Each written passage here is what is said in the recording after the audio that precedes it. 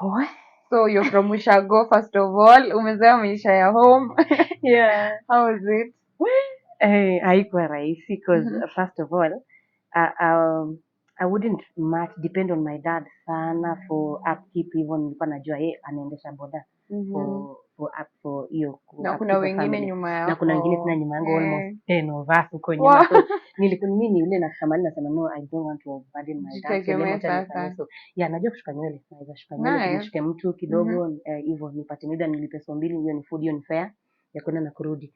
Yeah, but now it came up the worst part where now my life changed through that slum.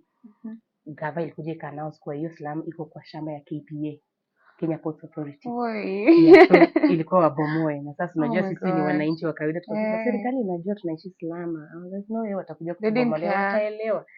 My friend tulibomolewa kulikuwa kunanyesha and unachukua vitu zako na mimi na kama toys kangu kale kadogo kale ka shule ako nilikuwa nimenunua hapo kana hizo. Nimekunja na vitu zangu kasufuria kajiko hapo nini, nimesimama hapo kwa uwanja. Sasa I don't know where to go. Watu wanakuja wakichukuliwa. So ni sasa hiyo ni usiku hamjaambiwa hata like tunakuja kubomoa mahindi. No, tulipewa notice but now you see tunaishi slum. Tujali. Yeah, tunaishi slum kwa sasa tutaenda wapi? Wacha tu tungoje pengine serikali itatuhurumia. And then yeah, walibomoa saa 9 hivi kijiji yote ilikuwa ishaanguka by saa 1. Iko Sasa flat where for did you one. go to? At least mimi nilikuwa katikati ya hizo ma flat za katikati. So wakianza huko mimi niko na vitu kabla tatu. upate ushata.